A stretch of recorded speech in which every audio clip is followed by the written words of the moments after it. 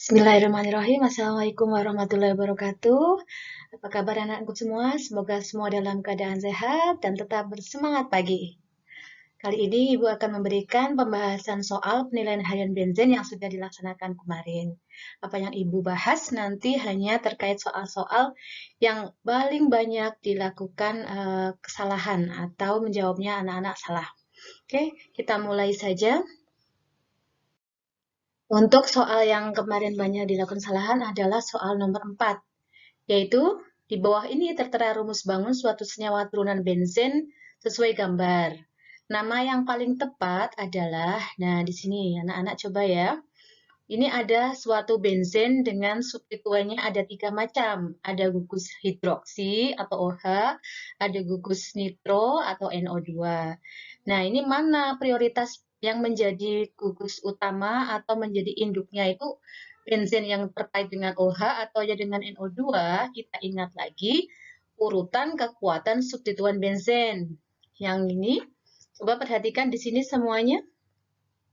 Nah, di sini ada coba soto cacing OH, oh nikmat rasanya no boraks.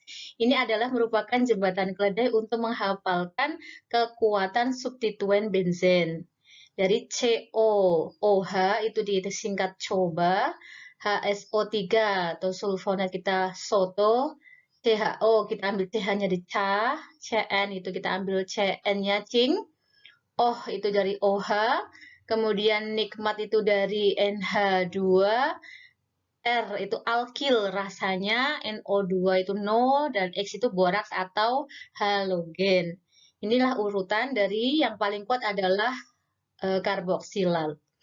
Kemudian kita kembalikan ke sini, berarti kekuatan antara OH dan NO2 atau nitro itu lebih kuat siapa? Jadi kita ukur di sini OH lebih kuat daripada NO2, maka OH-nya ini akan menjadi induk. Sedangkan NO2 di sini akan seolah-olah menjadi cabangnya. Nah, induknya ini menjadi C nomor 1. Kemudian mana yang terdekat jadi nomor 2. Jadi nitronya di nomor 2, 30 dan di nomor 4. Jadi nitronya ada di nomor 2 dan nomor 4 di sini. Sehingga kita beri nama ini ya, di nomor 2. Ini nomor 1-nya, ini nomor 2, ini nomor 3 dan ini nomor 4. Sehingga nitronya ada di nomor 2 dan di nomor 4. Gugus utamanya benzen dengan OH namanya fenol. Sehingga nama yang paling tepat adalah 2,4 dinitrofenol. Ini kita ambil jawabannya adalah ini. Kemudian soal selanjutnya nomor 5. Rumus struktur yang paling tepat dari orto. Orto, masih ingat ya, orto itu berarti posisinya di nomor 2. Meta nomor 3, para nomor 4. Ortonitrotoluen, kita ambil ekornya, toluen. Toluen itu benzen yang mengikat gugus CH3. Di sini semua ada CH3-nya. Benzen CH3, semuanya ada CH3-nya. Toluen. Kemudian kita cek substituennya di posisi orto. Orto itu berarti di nomor 2. Apa substituennya? Nitro. Nitro itu NO2. Nih, berarti ini nomor 1, ini nomor 2. Sehingga jawabannya yang paling tepat adalah C. Oke, selanjutnya. Nomor 6. Di antara senyawa berikut yang akan menghasilkan asam benzoat jika direaksikan dengan KMNO4 dalam suasana asam. Reaksi dengan KMNO4 suasana asam ini disebut dengan reaksi oksidasi. Oksidasi apa yang menghasilkan asam benzoat? Nih, hati-hati. Apakah toluen? Apakah ini asam benzoatnya sendiri sudah? Apakah anilin atau apakah fenol atau benzesulfonat? Yang mana coba? Jawabannya A. Kenapa A toluen? Kita cek.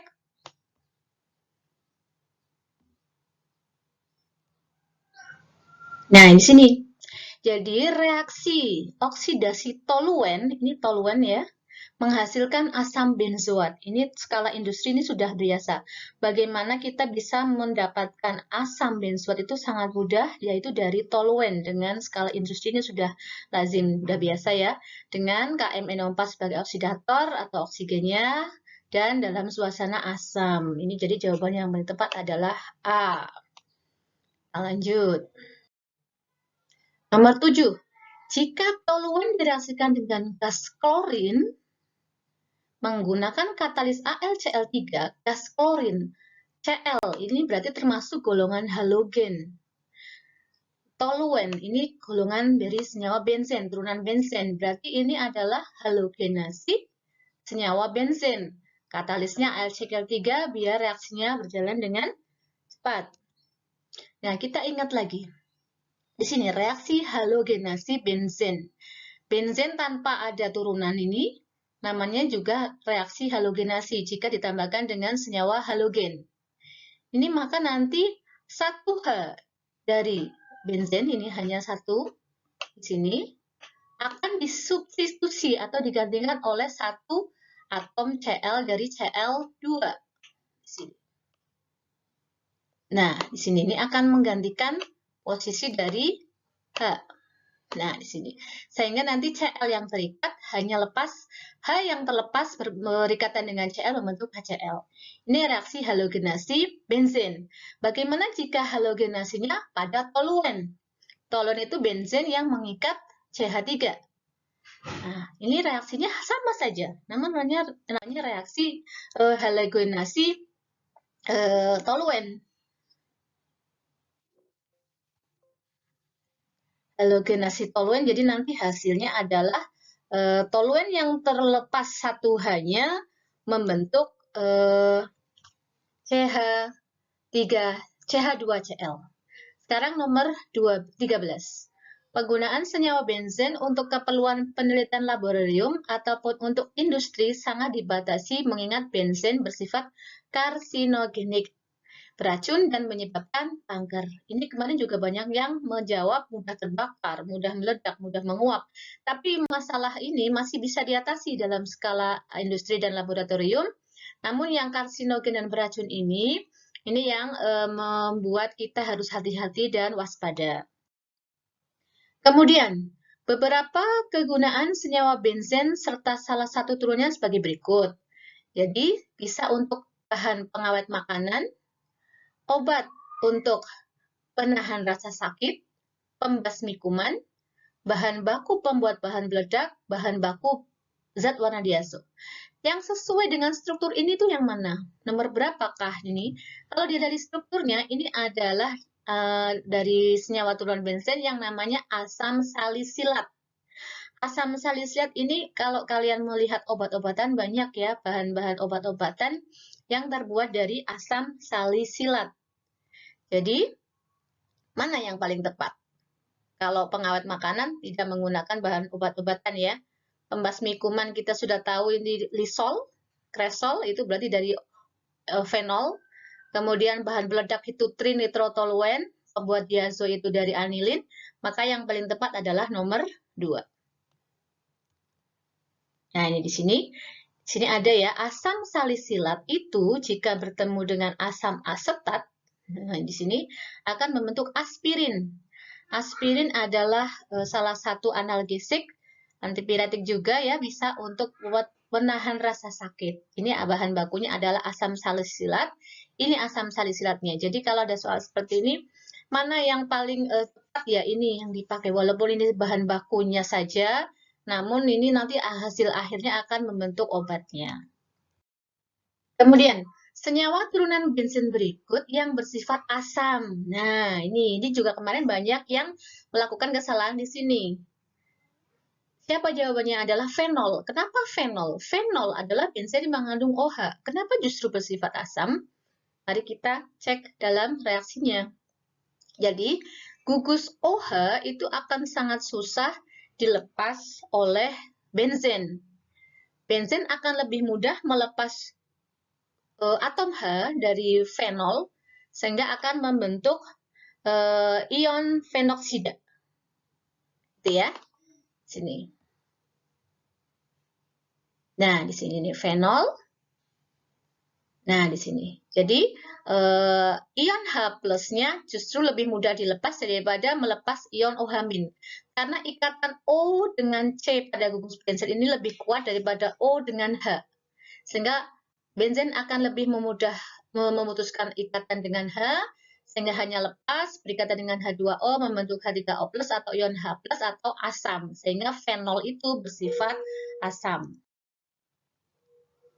Kemudian, cermati beberapa kekuatan senyawa berikut. Mungkin ada iklan ya, nggak apa-apa ya, biar seger. Beberapa kegunaan senyawa benzen berikut. Bahan baku pembuat anilin, pengawet kayu, bahan pembuat semir, bahan pengawet makanan, dan bahan baku peledak. Kegunaan nitrobenzen itu adalah sebagai pembuat anilin, nah ini, dan sebagai bahan baku semir. Ini juga kemarin banyak yang membuat kesalahan. Memang untuk ini ya kalian harus memperkaya pengetahuan umum. Caranya bagaimana? Ya harus banyak-banyak membaca gitu ya. Karena apalagi kelas 12, kalau ada waktu senggang itu jangan dimanfaatkan untuk hal-hal yang tidak berguna. Kalau pegang HP itu ya jangan hanya untuk game, chatting aja, tapi ya bahan-bahan untuk besok persiapan ujian segera dibaca lagi ya. Harus banyak-banyak membaca. Kemudian nomor 20. Perhatikan tabel senyawa turunan benzen dan kegunaannya. Nah, ini mana? Mana yang paling tepat? Anilin. Anilin itu apakah sebagai bahan peledak? Bukan. Ini biasanya untuk bahan baku warna ya. Kemudian fenol. Fenol ini sudah terkenal sebagai untuk pembasmi hama. Natrium benzoat. Nah, ini sering sekali ditemukan di bahan makanan. Kemarin untuk tugas juga sudah ya. Saya minta foto dengan diri kalian bahan-bahan yang terbuat dari benzen. Ini banyak yang memposting, mengupload natrium benzoat yang ada di bahan makanan yang dibungkusnya. Ini natrium benzoat sebagai bahan pengawet. Jadi yang paling tepat adalah 3 yang B. Natrium benzoat bahan pengawet makanan. Butil hidroksianisol ini juga ada banyak di buku, nanti ya bisa dicek. Asam salisilat, penghilang rasa sakit, dan sebagainya. Oke, selanjutnya. Oksidasi turunan benzen menghasilkan suatu senyawa yang dapat memerahkan lakmus biru dan dengan alkohol menghasilkan ester. Ini soal hati-hati karena membutuhkan analisis. Jadi, di sini perhatikan. Oksidasi tadi, toluen. Toluen dioksidasi menghasilkan asam benzoat. Ini sering sekali ditanyakan dalam ujian atau seleksi.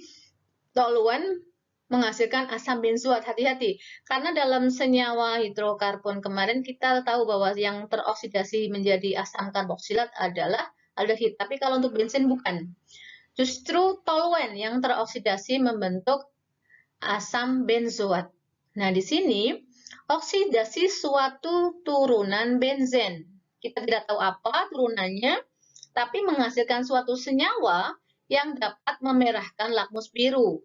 Kita tahu bahwa asam benzoat ini bersifat asam dan dapat memerahkan lakmus biru.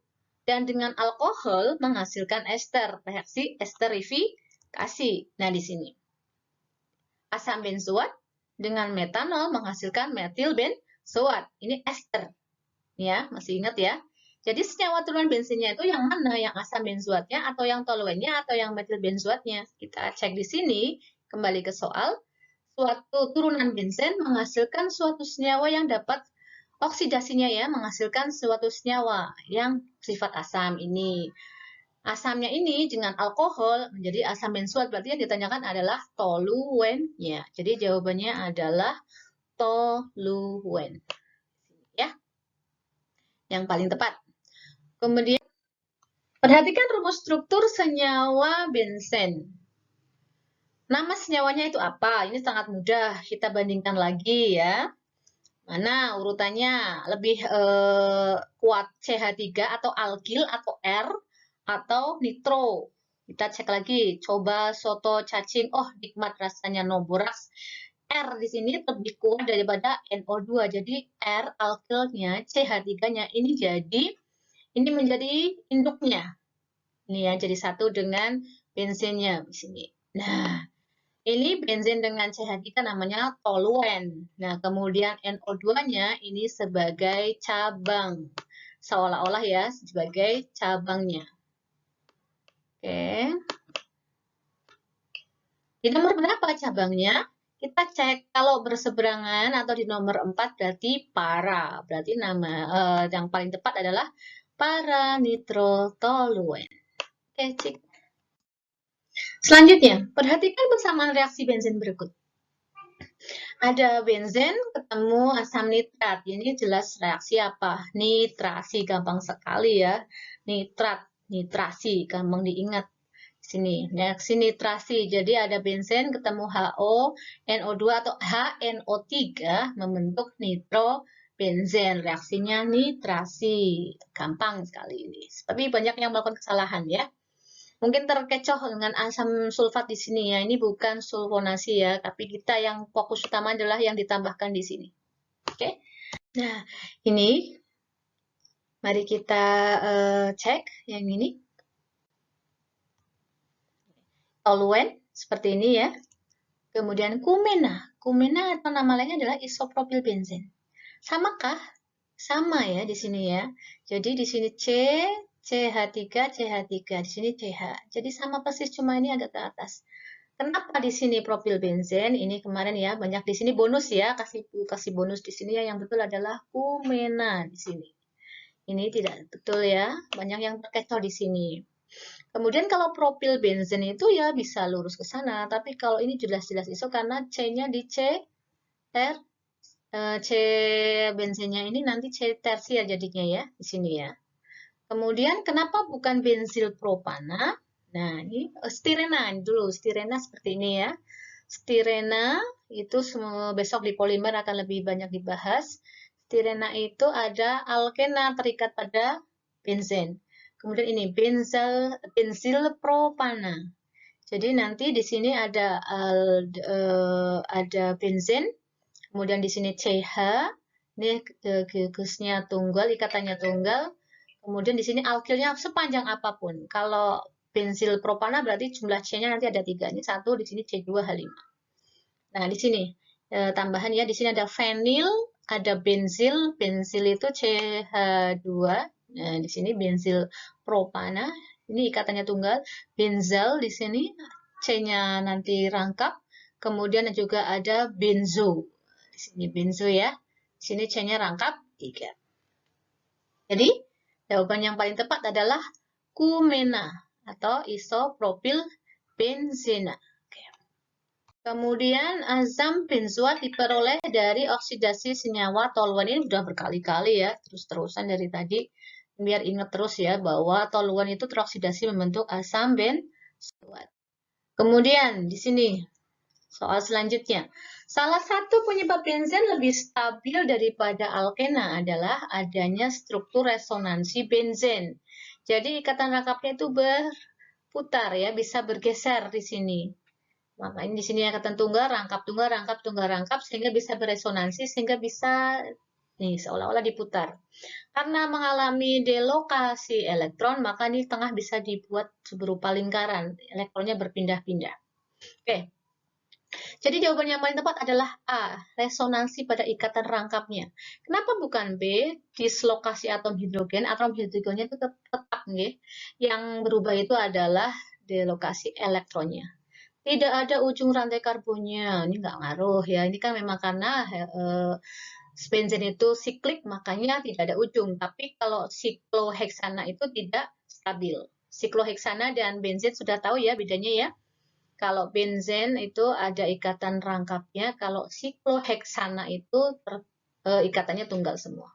Tidak ada atom karbon primernya, nggak ngaruh di sini. Kemudian distribusi elektron yang tidak merata, justru karena merata ya, di sini makanya stabil.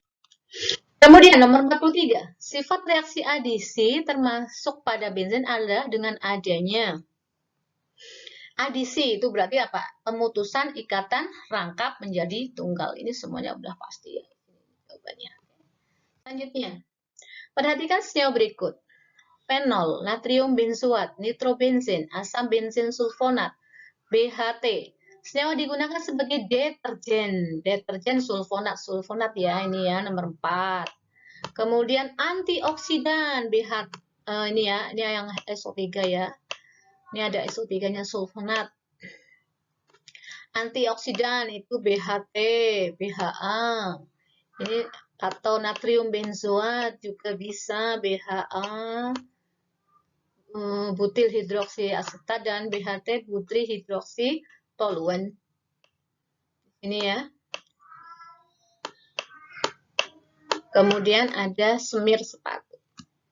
Mana yang paling tepat yang seperti ini? Berarti nomor 4, nomor 5, dan nomor 3. Nomor ini ya. Oke. Perhatikan senyawa turunan benzen tersebut. Pasangan yang tepat. Ini mana? Asam benzoat betul. Strukturnya betul, namanya betul, penyedap rasa. Bukan ya, ini salah. Fenol, betul. OH, fenol sebagai desinfektan. Betul sekali di sini. Ini CH3, namanya toluen sebagai pupuk. Bukan ya, ini bahan baku peledak ya. Kemudian ini trinitrotoluen, betul. Sebagai pengawet, salah. Kemudian ini nitrobenzen, zat warna. Ini sebenarnya nitrobenzen di sini yang dianggap utama ya. Sebenarnya ada di sini juga, ini zat warna, betul. Jadi jawaban yang paling tepat adalah nomor 2 dan nomor 5. Ya. Selanjutnya, reaksi halogenasi termasuk ke dalam reaksi substitusi. Ini udah tahu semua ya. Jadi di sini tadi sudah dijelaskan ada benzen di sini mengikat atom H, kemudian di sini Cl2 itu berarti ClCl. Di sini Cl-nya menggantikan atom H-nya sehingga terikat menjadi klorobenzen dan hanya lepas dengan Cl membentuk HCl. Ini reaksi substitusi. Kemudian suatu senyawa dapat dioksidasi membentuk senyawa dengan rumus struktur C6H5. C6 hanya 5 COH. Ini jelas punya siapa? Asam benzoat. Senyawanya apa? Dioksidasi jadi asam benzoat. Ini lagi ya. Gampang ya sudah ya. Tadi ya sudah toluen dioksidasi membentuk asam benzoat. Kemudian, pernyataan berikut yang kurang tepat tentang benzen. Apakah benzen terjadi peristiwa resonansi? Ini betul. Apakah awan elektron mengalami delokalisasi? Iya, makanya stabil. Cincin benzen menunjukkan kekuatan ikatan ke-6. Ini tidak betul. Yang sama adalah kekuatan C dengan C. Kalau C dengan H itu tidak kuat.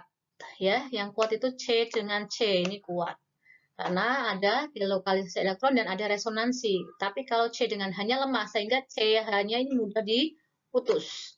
Kemudian struktur benzen segi 6 sama sisi dan lingkaran di tengah. Ini juga benar. Kemudian panjang garis ikatan kovalen antar atom C sama karena mengalami delokalisasi, sehingga bisa sama ikatan C dengan C-nya.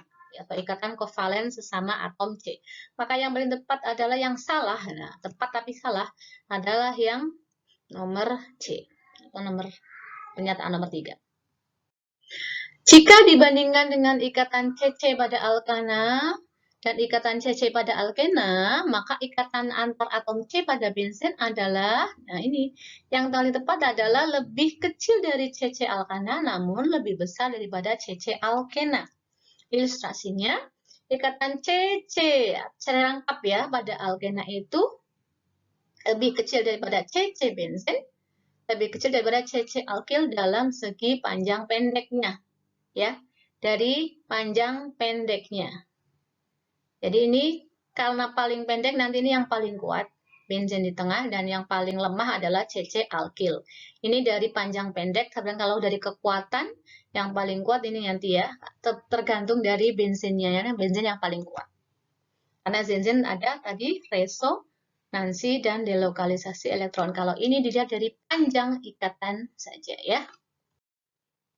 Berikut yang merupakan ciri khas dari ikatan kovalen antar atom C pada benzen. Nah, ikatan atom C pada benzen ya, kita gambar lagi ya. Benzen itu seperti ini. Di sini maaf ya, ini gambarnya kurang simetris ya di sini ya. Ini sini ada atom C.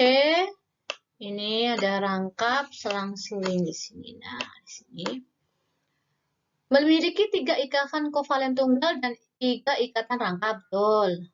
Terdapat 3 ikatan rangkap selang-seling yang terkonjugasi. Ini lebih tepat, lebih betul. Tiga ikatan kovalen rangkap mudah diadisi tidak. Kita susah untuk mengadisi atau memutuskan ikatan rangkap biji karena mengalami delokalisasi elektron.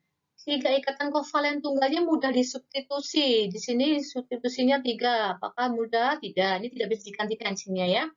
Keenam ikatan antaruk chain-nya mudah disubstitusi. Ini juga yang tepat. Yang paling tepat adalah ini. Nomor terdapat 3 ikatan rangkap selang-seling yang terkonjugasi. Nah, demikianlah pembahasan soal penilaian harian benzen kemarin. Itu yang bisa Ibu berikan untuk sementara. Jangan lupa ya videonya di-like dan di-subscribe biar nanti tambah semangat, nanti biar ada pembahasan-pembahasan lagi soal tentang persiapan US mungkin atau pembahasan soal-soal yang lain. Terima kasih atas perhatiannya. Jangan lupa di-subscribe, di-like juga. Nanti kalian juga bisa berkreasi di masa pandemi ini. Terima kasih atas perhatiannya. Salam sehat. Assalamualaikum warahmatullahi wabarakatuh.